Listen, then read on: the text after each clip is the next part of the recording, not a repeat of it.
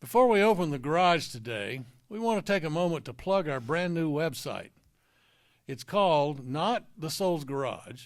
It's called justbarelychristian.com. And we did that in deference to Paris here, who's just barely Christian. Oh, you got that right. I've been told that on numerous occasions. At justbarelychristian.com, you'll find links to all the episodes of The Soul's Garage, as well as blogs, contact information, jokes, and lots of other nonsense. We hope you'll take some time to check us out at, and what's that name again, David? Justbarelychristian.com. That's right. We'd love to hear from you. And now, without further ado, or further ado, let's open up the garage. It's a place to work, a place to talk, maybe tell a story or two. It's a place to tinker with belief and ask what's good and true. There are things to keep and things to toss or see them differently. You'll find us in the Soul's Garage. Come share a laugh or three. The Soul's Garage, the Soul's Garage. Whatever your model of faith, let's question, ponder, wonder why on any path you take. Hello and welcome to the Soul's Garage. I'm Paris Donahue. And I'm David Ezekiel, and we've opened the garage door to hang out with you and tinker with this thing called faith in order to keep it running smoothly in all of our lives. Well, it's that time of year again when we get visited by ghosts and goblins and Spider-Man and members of the Marvel Universe and a host of other characters from whatever pop icons are hot at the moment. It's also that time of year when we Consume about 6 pounds of candy that we bought for the trick-or-treaters, but Costco had it on sale, or Sam's Club. Right. I mean, for an incredibly cheap price. And we thought, we'll just get at least a couple of bags, and, well, you already gone through one of those bags already. Oh, sure. And it's still a month to Halloween. It's a month to Halloween, right, yeah. It's also that time of year when we decorate our houses almost as much as we decorate them at Christmas time, which when I was growing up, we didn't do that all that much, but people do now. Well, I don't understand why people need to decorate with cobwebs. I got plenty of those in my house right now. That's right. I mean, you look in the garage back behind us. I mean, right. Probably find something back there. Yeah. And one of the things we get to do when we get dressed up in costumes and such things like that, we get to pretend that we're somebody that we actually aren't. Yeah, sort of like we do on a resume. Hey, wait a minute. Everything I said is true on my resume, at least the way I wrote it. Mostly. Right, yeah. But Halloween is a lot of fun. I don't know about you, but I have some good memories of Halloween and also some not very good ones. I remember one of my earliest experiences was my mother made me a costume. I think it was a gorilla costume. I went to the first house all excited and everything, and the door opened and this guy stuck his head out and his face was all painted to make himself look like a monster, and he roared. And I was terrified. My mother said, well, Halloween was over for you after that. I had to go home. Well, I remember when I was a kid that we would, just as soon as it was dark, and we'd go hit all the best places in town because, I mean, let's face it, when we were kids, that was the one thing that we did was we scoped out neighborhoods to know who was going to have the best candy, or we'd talk to our friends. Oh, yeah, last year. That was a lot of fun. Sure. Doing things like that, and right. and various costumes that you could get, and basically sometimes they were like just plastic sheets, and especially those masks that had those rubber bands that held them on your face, and you couldn't breathe and you couldn't see out of them or anything like that. But breathing and seeing were not the point.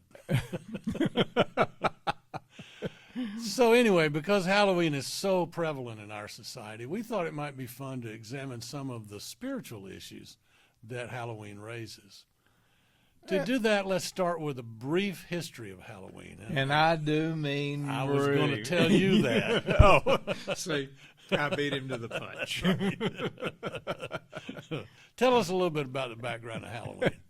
Well, it starts basically with the Druids and the Celts a couple of thousand years ago, when as the days of where the daylight got shorter and shorter, and the nights started getting longer and longer, and they started noticing that sometimes, when the leaves fall off, it gets a little spooky, and you see all of these things. And so the thought was that there would be some sort of sprite, some sort of goblin or something out there just waiting to get you.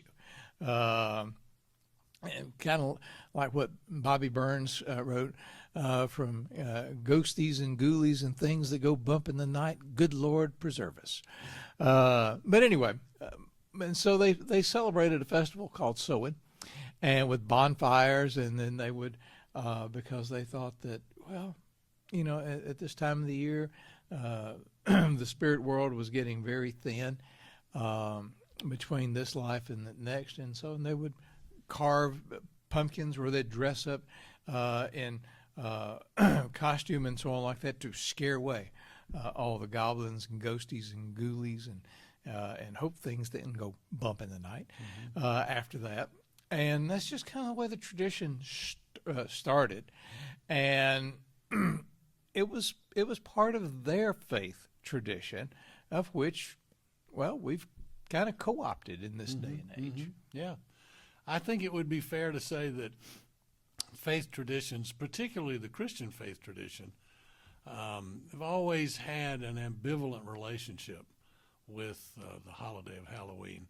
The responses could be said to follow along a particular continuum of, on one end, there's total repudiation, the whole idea that Halloween celebrates Satan and the demonic, and anybody with 1 ounce of decency would avoid it and castigate it and cast it out into the outer darkness where there's weeping and gnashing of teeth. And isn't it fascinating that in the last 30 years, so many Christian churches have decided that they would capitalize on this aspect of Satan and such, and they would put together these scary things called hell houses, and trying to literally design to, when you came through, to scare the hell out of you. Sure. And I'm just kind of fascinated that all of a sudden they repudiate it, but they decided, well, let's just capitalize on it, Right. Well, anyway. that's in some ways they're doing what the early church did, in that you borrow a celebration from outside of Christianity and make it your own, and so you can appropriate it, and people will respond to it.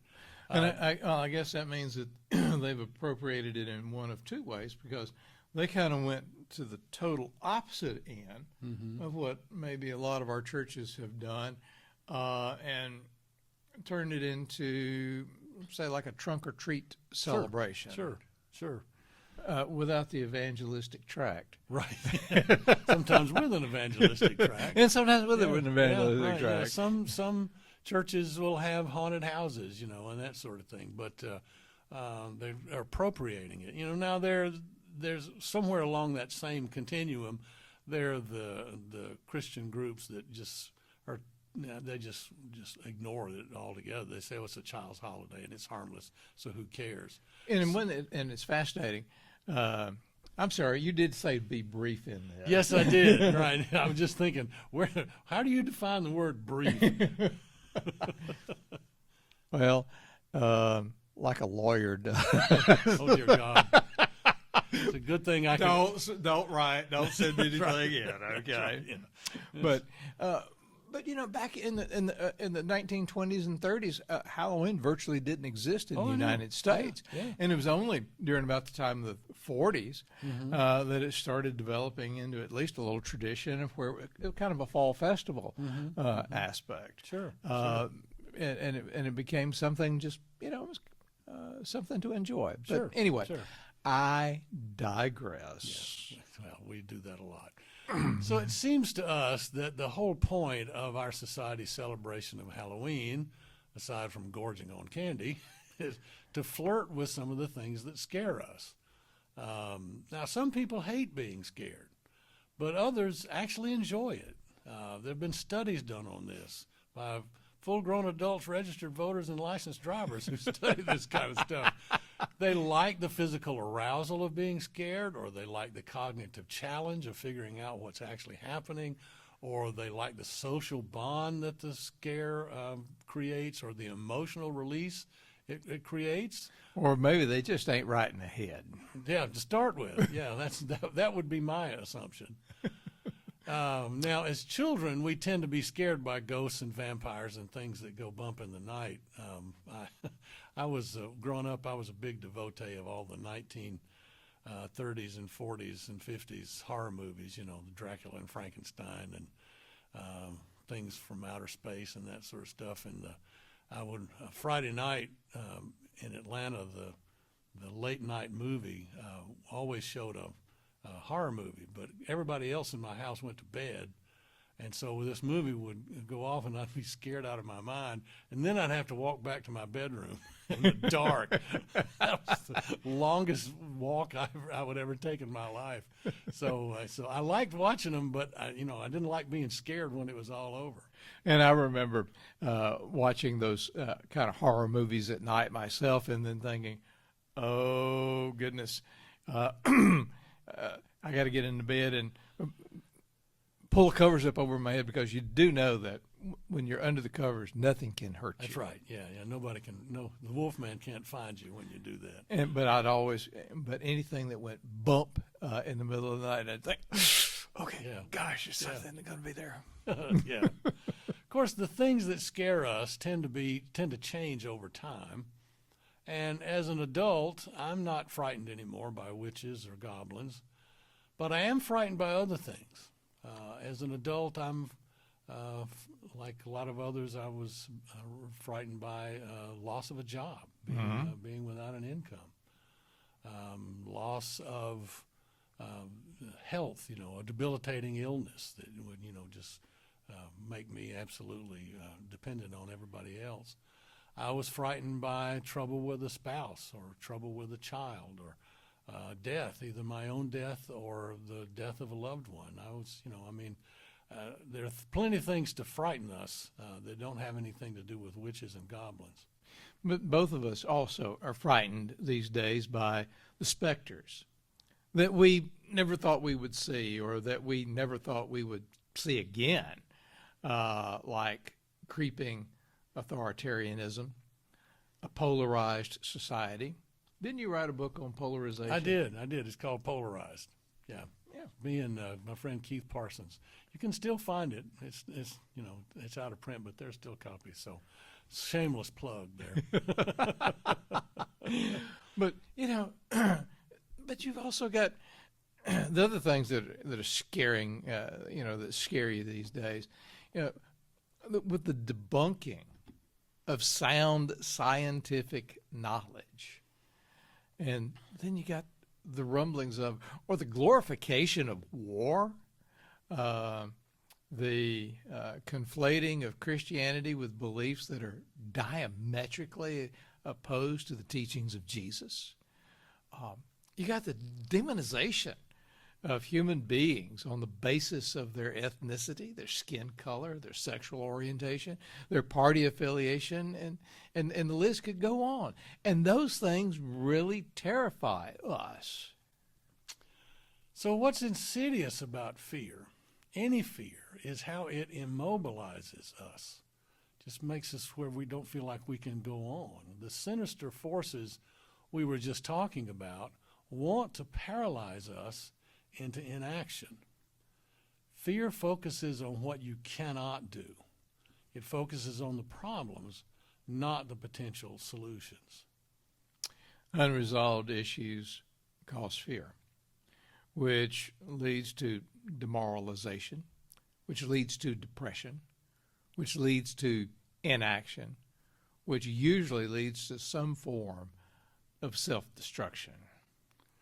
So perhaps there's a quote from G.K. Chesterton, which is appropriate here, where he said, talked about dragons and fairy tales and such, and the exact quote was, "Fairy tales do not give a child his first idea of the bogey. What fairy tales give the child is his first clear idea of the possible defeat of the bogey. The baby has known the dragon intimately ever since he had an imagination. What the fairy tale provides for him is a St. George to kill the dragon." In other words, children don't need Halloween to teach them about dragons and ghosts and goblins. They already in their imagination know that those exist. What they do need is the assurance that those scary things are not ultimate, that they will not have the final word. And so perhaps that assurance comes each year when the decorations and the costumes are packed away out of sight for another year. Likewise, I don't need faith. Maybe just because I am just barely Christian. I don't know. Right. No, really, I don't need the Christian variety of faith to teach me about demons. I know they exist. Maybe not in the literal sense, but in the sense of destructive forces that are lurking behind so much of life as we live it. What faith in Jesus gives me is the knowledge that these demons can be defeated. They don't have the last word. And that's what the Bible talked about a lot when it talked about a hope that is enduring and that is still yet to come. Yeah. When medieval map makers were drawing maps and they came to those places on the map that had yet to be explored, they didn't know anything about, they would often draw gruesome mythical creatures in those spaces and write something like, "Here be dragons that devour men." You know, they didn't need to be convinced about dragons. They knew that there were dragons. For them, literal, we're talking about figurative. But they needed someone to tell them that the dragons would not have the last word. And so we've heard it said that Halloween teaches us that death is a part of life. And Lord knows our culture needs to learn that lesson and stop acting like there's a magic formula out there to ensure we'll live forever. Maybe Halloween can become the counterpoint to our society's denial of death. But we need to acknowledge that the Christian scriptures over and over say that Jesus came to defeat death, that even the power of death could not hold him, and thus cannot ultimately hold us either. And I've spent an awful lot of my life trying to unpack what that means for me personally and for people that I worked with. But I hang on to that very strongly because that's ultimately what Jesus' message was all about. Thus, I can be scared about what's out there in the darkness, but God already knows what's out there in the darkness, and God tells me over and over, do not be afraid. I like what Walter Brueggemann always used to say, that pretty much the message of the Bible was that, like God was saying to a child, a parent would say to a child, I should say, don't be afraid. I'm here. Yeah. And I will take care of it sooner or later. Sure. Well, we've belabored the point enough, and Mama's calling us into the house for dinner. And after dinner, we're going to try on our Halloween costumes. Have you decided what you're going to be dressed up as for Halloween this year, David? I'm just going to go naturally as my handsome, good-looking self. Well, that'll go over like a lead balloon. I don't think I'm going to go for a full costume. I think I'm going to put a tattoo of the devil on one knee and a tattoo of flames on the other knee so that when I cross my legs, it look like hell. I'm David Ezekiel. And I'm Paris Donahue. And we'll see you here again soon at the Soul's Garage. here are the end credits for The Soul's Garage about Halloween. It was hellacious, I thought. It was written and recorded by David Ezekiel and Paris Donahue. Our theme song was written by Adam and Brady Beard and Paris Donahue, and it was performed and recorded by Adam and Brady Beard. And our podcast cover art was designed by Nancy Arndt. Our JustBarelyChristian.com website was designed and maintained by Small Fry Marketing. And if Mama's cooking dinner, I hope that she'd serve up a large fry. I don't want a small fry. No, of course not. Right. Our Director of Animal Husbandry from our field office in Florida is Allie Gator. Well, which one of our animals is getting married? If there's got to be a husband there. Well, the ones that are living in sin, we got to get them married off. Oh, all right. We'd love for you to send us your comments on Facebook or Instagram, or email us at thesoulsgarage@gmail.com. And of course, you can also contact us via our website at justbarelychristian.com. And say nice things. We would appreciate it. Yeah, we're kind of insecure. And we really also would appreciate it if you would click that follow button on whatever platform you're using to listen to us. And don't worry, we promise not to send you any salt and pepper shakers in the shape of praying hands, mostly because we don't have any. I knew you were going to say something. So let me just say it like this. The Soul's Garage is a production of Two Old Geezers Studio, and we're out of here. That's right.